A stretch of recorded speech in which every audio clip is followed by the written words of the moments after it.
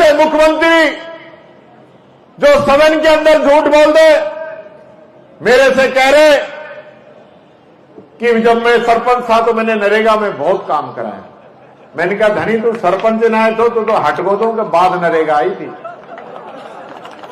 अब की बार फिर कह रहा सरपंचों के सम्मेलन भीमराज जी भाटी, पूर्व विधायक संयम लोढ़ा जी, यशवीर सूरा जी, मोहन डागर जी, पुखराज जी पाराशर साहब, बहन सरोज चौधरी जी, रमीला मेघवाल जी, सवाराम जी पटेल साहब, ओम सिंह जी, विशाल जी जांगीर, सरवन जी पटेल साहब, बोराराम जी सिरवी साहब, नरेश सेठ जी, डिम्पल राठौड़ जी, शिषपाल सिंह जी, भैरूपाल सिंह जी, जीएस गहलोत जी, इसराराम जी बिश्नोई, शैतान सिंह जी और सभी पदाधिकारीगण, सभी जनप्रतिनिधिगण, सभी सरपंच, डायरेक्टर, जिला परिषद के सदस्य, प्रधान, ब्लॉक अध्यक्ष, मंडल अध्यक्ष, सभी अग्रिम संगठनों के सभी पदाधिकारी, यहां उपस्थित सभी पत्रकार बंधुओं, कांग्रेस के समस्त कार्यकर्ता, बुजुर्गों, माताएं, बहनें, युवा शक्ति, सर्वप्रथम आप सबको, पूरे जालौर के कांग्रेस पार्टी के नेताओं को, पदाधिकारियों को, कार्यकर्ताओं को बहुत बहुत बधाई और शुभकामनाएं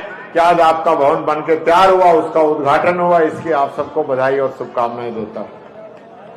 मैं बधाई और धन्यवाद देना चाहूंगा पुखराज पाराशर जी को कि जिनके दिशा निर्देशन में उनकी कमेटी ने इस भवन का शानदार जो है काम कराया, शानदार राजीव गांधी भवन बना के आप लोगों के लिए तैयार किया।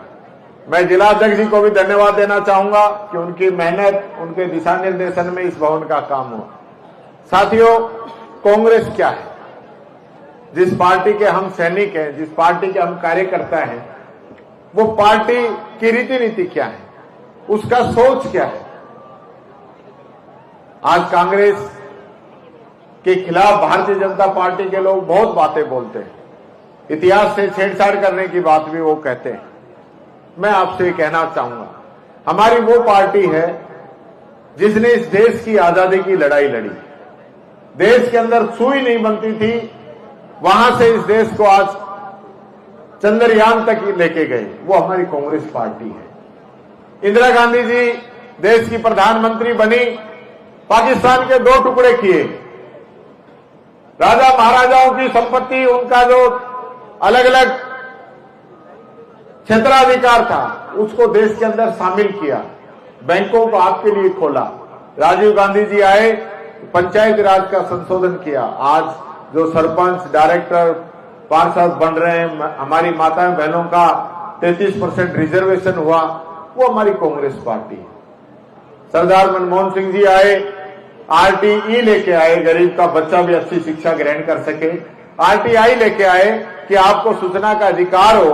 मनरेगा लेके आए कि गांवों से पलायन रुके, और right to food security act लेके आए ताकि कोई भी व्यक्ति भूखा नहीं सोए।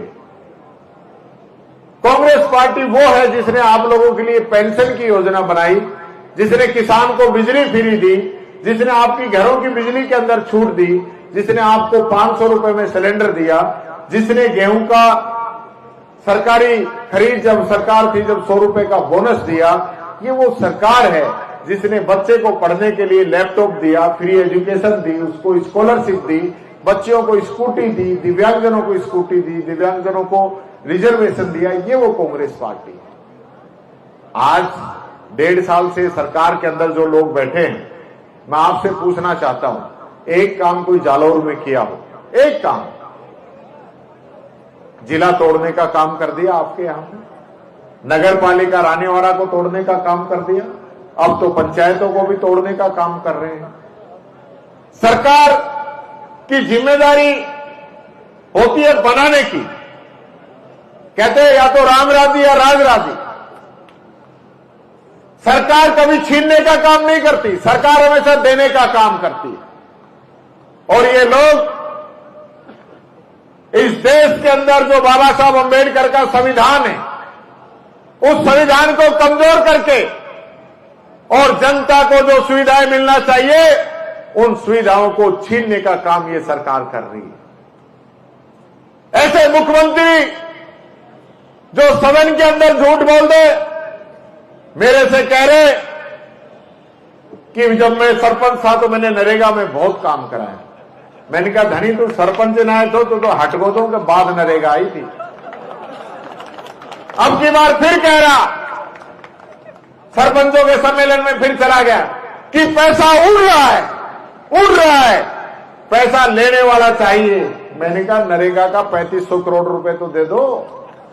ये सरपंच बेचारे परेशान हो रहे हैं, जनता इनसे पूछती है कि हमारा भुगतान कब होगा।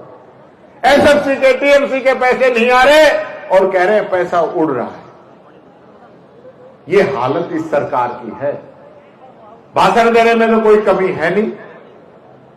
अभी आपके प्रदेश अध्यक्ष भारतीय जनता पार्टी के पड़ोसी हैं, कल हमारी माताओं बहनों के लिए कह रहे थे कि ये जो महिला हमारी मंच पे बैठी हैं एक्सपोर्ट क्वालिटी।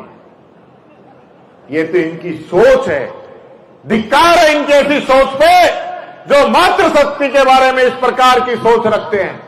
और क्यों नहीं रखेंगे? क्योंकि ये वही लोग हैं जब महिला पहलवानों के साथ इन लोगों ने बदसलूकी की थी दिल्ली के अंदर, वो बच्चियां मेडल तक लौटाने चलेगी, इन लोगों के कोई फर्क नहीं पड़ा। ये वही लोग हैं जिन्होंने 700 किसानों की बलि ली 3 काले कानून वापस कराने के लिए, और आज भी किसान एमएसपी के लिए भागा भागा फिर रहा है, कोई पूछने वाला नहीं है। अरे बीमा हमारा करता है, उसके बावजूद बीमा का पैसा किसान को नहीं मिल रहा है। हमसे वादा किया जाता है आपको पानी मिलेगा, लेकिन किसान की फसल की तो बात छोड़ दीजिए, पीने के पानी के भी लाले पड़ रहे हैं।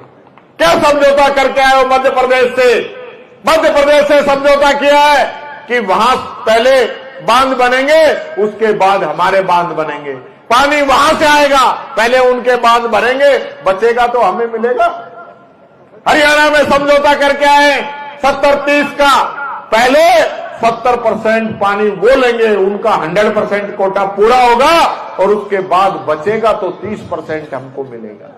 ये समझौते होते हैं? ये समझौते नहीं है।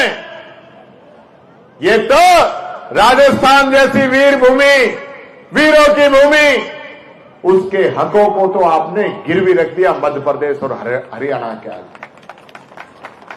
ये जनता आपके झांसे के अंदर आ गई। आप कहते थे किसान को 12,000 सम्मान निधि देंगे। मैं आपसे पूछना चाहता हूं, दे दी क्या 12,000 सम्मान निधि? कहते थे बाजरे की खरीद करेंगे, बाजरा खरीदा क्या? कहते थे 2700 रुपए गेहूं का समर्थन मूल्य देंगे, दे दिया क्या? कहते थे हरियाणा के बराबर डीजल पेट्रोल का रेट करेंगे, कर दिया क्या?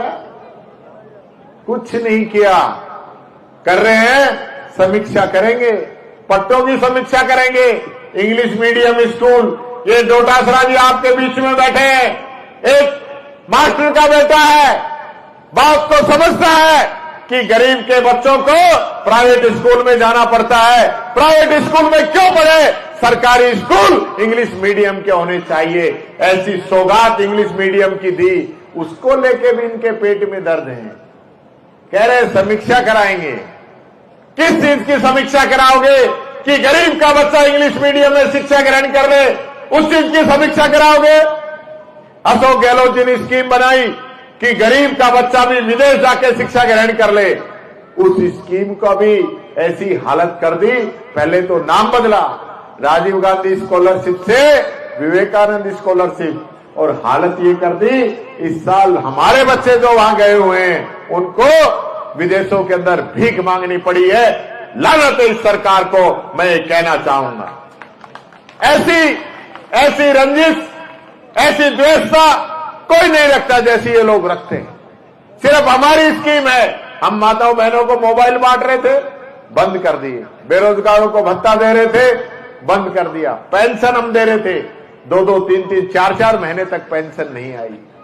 ये हिंदुत्व की बात करते हैं। दीपावली पे पेंशन नहीं दी, होली पे पेंशन इन लोगों ने नहीं दी। ये बात मैं आप लोगों से कहना चाहता हूं। साथियों, यहां तो काफी समय से बीजेपी का ही राज चल रहा है, बीजेपी का विधायक, बीजेपी का सांसद। तो मैं पूछना चाहता हूं, क्या आप लोगों के लिए इस इलाके के अंदर क्या सुविधा लेके आए? 20 साल से केंद्र के अंदर आपका यहां से सांसद हो और आज भी जो प्रवासी राजस्थानी हैं वो ट्रेनों के लिए गुहार लगाते दिखे, ये तो इस सरकार का काम है। जिस सरकार की सोच आम जन के लिए नहीं हो, जब तक सरकार के दिल के अंदर पीड़ा नहीं होगी ना, वो ये नहीं समझेगा कि गरीब को, मजदूर को, किसान को, हमारे युवाओं को और हमारी माताओं बहनों को किन चीजों की तकलीफ रोजाना होती है, जब तक ये सरकार आप लोगों का भला नहीं कर सकती। आज ऐसे लोग सत्ता के अंदर आ गए जिनको कोई मतलब नहीं है आप लोगों से। उनको तो हेलीकॉप्टर मिल गया, हेलीकॉप्टर में बैठो और हेलीकॉप्टर उड़ाओ और जो विपक्ष के लोग हैं उन पे ईडी भिजवाओ। आज प्रताप सिंह खाचरियावास जी के ईडी आ गई। जब चुनाव चल रहा था तो जिस दिन पर्चा भरना था, पर्चा भरने से एक दिन पहले हमारे प्रदेश अध्यक्ष गोविंद सिंह डोटासरा जी के यहां पे ईडी आ गई। अभी लोकसभा में किसी ने क्वेश्चन लगाया कि ईडी की कितनी कार्रवाई हुई है, तो उसमें जवाब आया कि 193, और उसमें से सजा कितनों को हुई है, चालान कितनों को पेश हुआ है, 2 लोगों। क्या ये संविधान पे हमला नहीं है?